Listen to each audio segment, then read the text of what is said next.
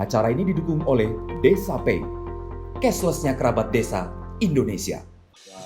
Kita harus inventarisir dulu aset kita seperti apa. Setelah diinventarisir, kita coba pilah dan temukan caranya bagaimana aset kita bisa terlindungi sehingga tidak berkurang, tidak tergerus inflasi, nilai tukarnya bisa tetap stabil. Salah satunya bisa ditempuh dengan cara kita saving, misalnya dengan metode emas, karena emas itu bukan investasi, tapi itu adalah aktivitas untuk melindungi nilai tukar dari aset yang kita miliki saat ini.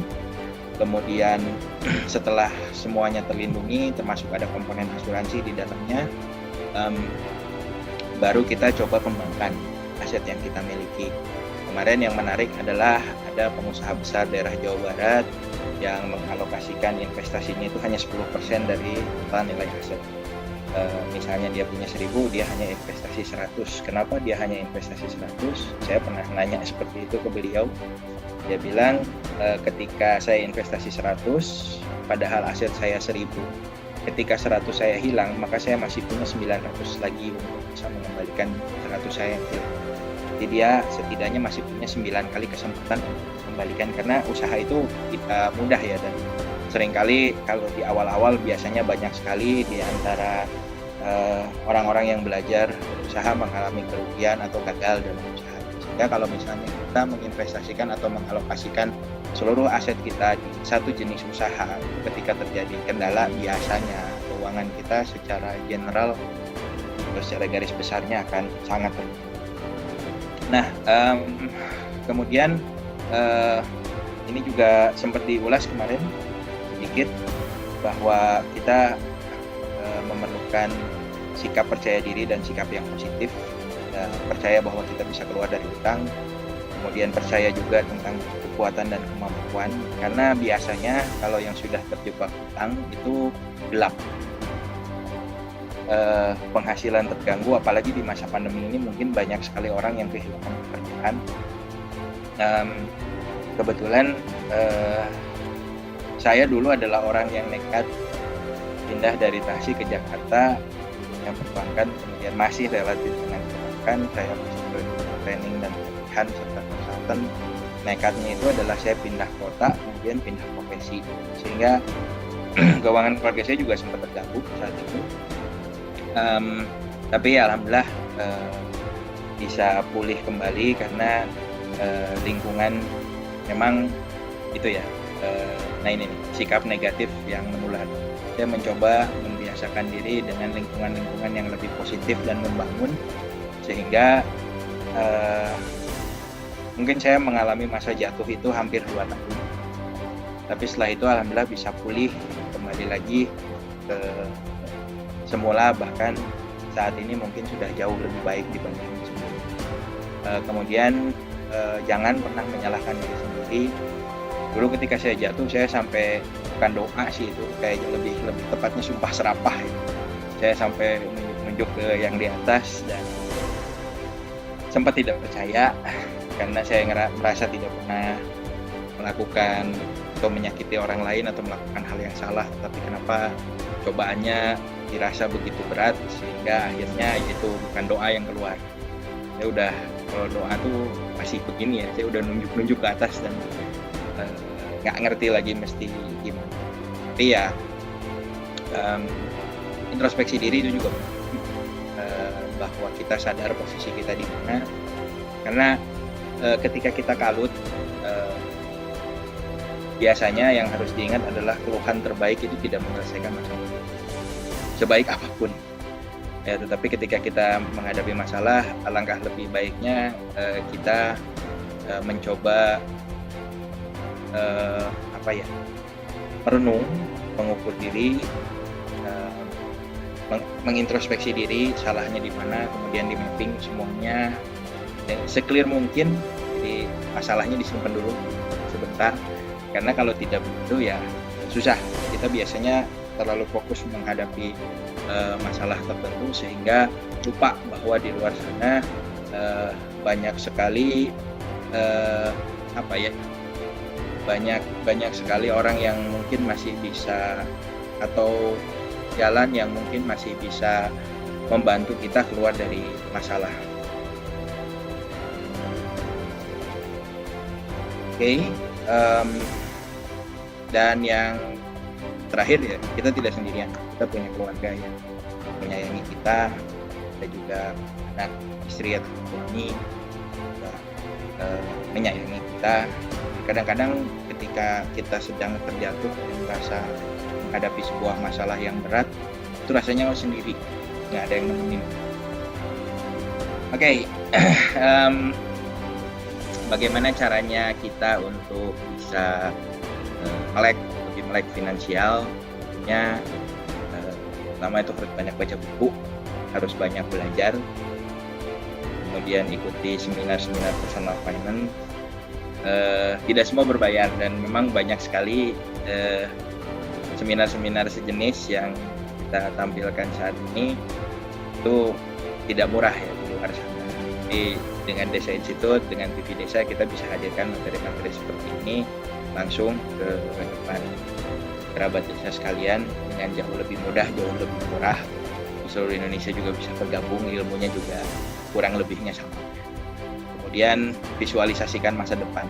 Nah, seringkali kita lupa ya ketika kita ingin merencanakan sesuatu, kita lupa menentukan titik start dan titik tujuan. Kita start di mana ditentukan oleh apa, kita start di mana ditentukan oleh mengukur diri kita saat ini, posisi kita di mana.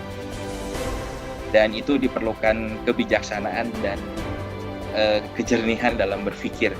Tidak mudah. Seringkali ya kadang-kadang kita mungkin terlalu optimis atau terlalu pesimis sehingga bias tempat kita memulai di mana itu menjadi bias. Kita harus sejujur mungkin terhadap diri kita sendiri untuk menentukan titik start kita. Kemudian setelah itu kita coba mapping 5 tahun ke depan mau kemana, 10 tahun ke depan mau kemana. Karena pada prinsipnya ketika Pak ngapain misalnya ribet-ribet atau susah-susah kita harus melakukan planning, toh bisa gagal. Jawaban saya adalah ya direncanakan pun bisa gagal, apalagi yang tidak direncanakan.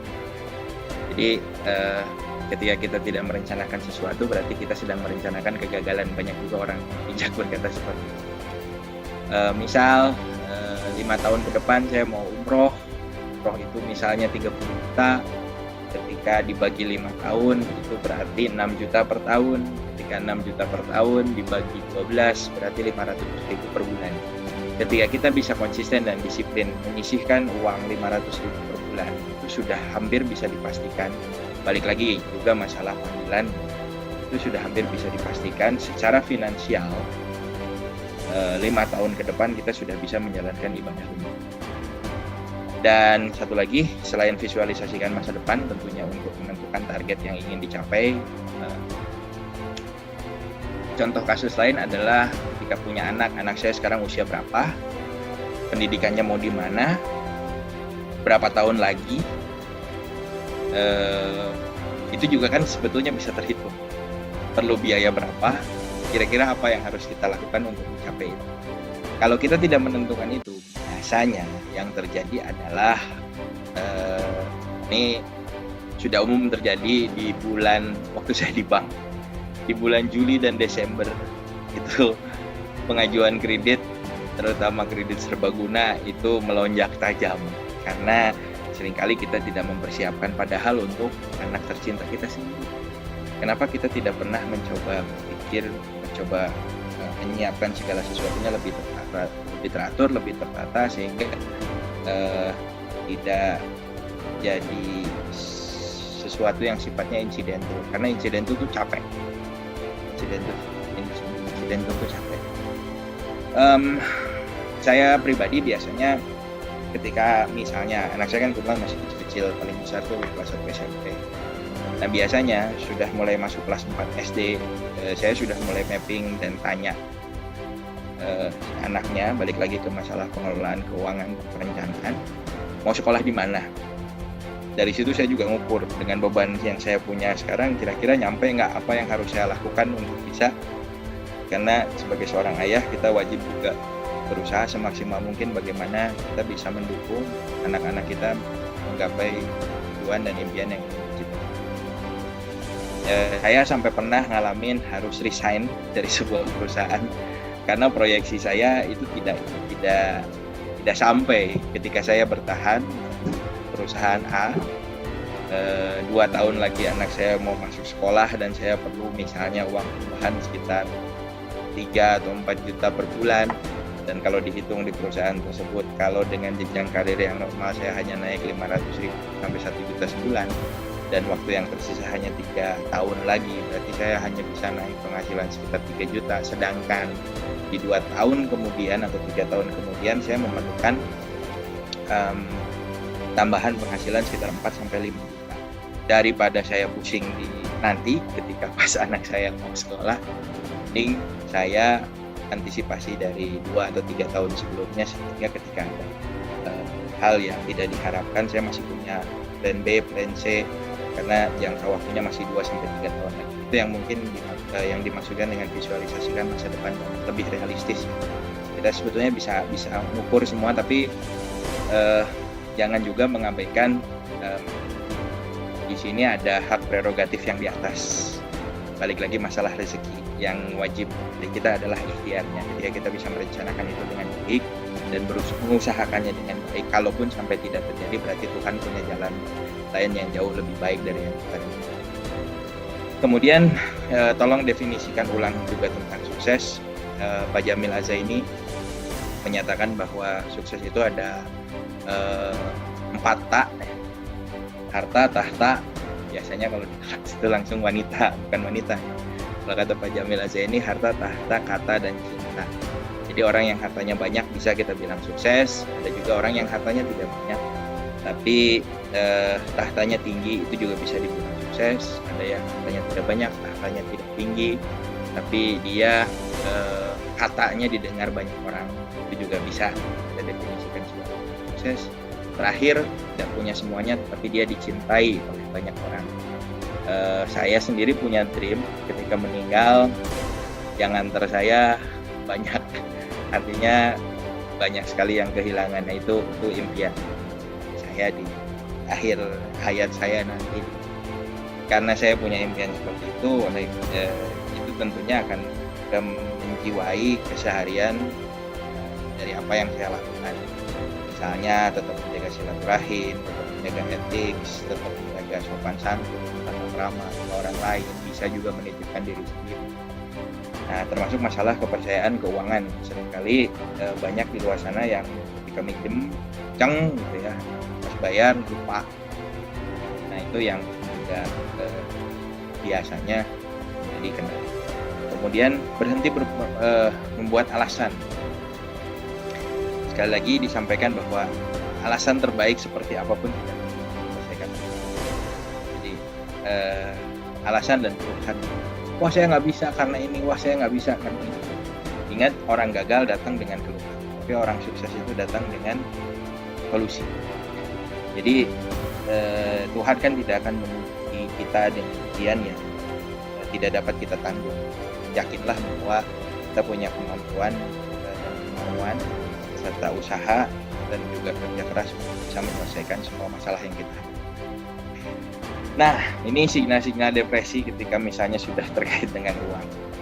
Ya, yang pertama itu biasanya selalu murung. Ini tanda-tandanya nih, kalau Bapak Ibu punya tanda-tanda seperti ini, hati-hati ya. Yang kedua biasanya putus asa.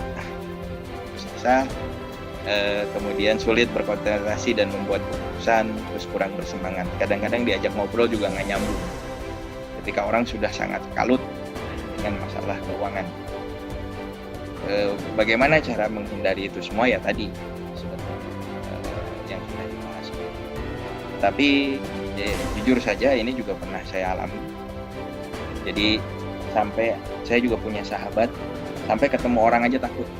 Dia sampai mengurung diri hampir 2 tahun di rumah karena masalah keuangan, padahal dia adalah pengusaha yang mungkin di usianya bisa dibilang cukup sukses, tapi terjatuh karena memang saat itu ada salah langkah yang diambil, sehingga ketemu orang tuh sampai menggigil 2 tahun mengurung diri. Bisa dibayangkan, padahal dia punya kemampuan yang sangat luar biasa. dia usahanya counter handphone, mulai usaha 2003 dan di posisi di tahun 2013 yang saya masih ingat 10 tahun kemudian. Dari dulu 2003 rukonya masih ngontrak, kemudian etalase-nya juga hanya satu, handphonenya hanya 3 biji, kemudian 10 tahun kemudian ternyata dia sudah punya 9 ruko, karyawannya sekitar 60-an. Tapi ada salah langkah, akhirnya ya mungkin jalannya seperti itu, tapi alhamdulillah sekarang sudah bangkit. Sama, signal-signalnya seperti ini. Murung, putus asa, sulit berkonsentrasi dan membuat keputusan, kurang bersemangat. Dan ini signal-signal ini ketika kita terus terjebak di dalamnya, itu akan semakin mempersulit diri kita untuk keluar dari masalah.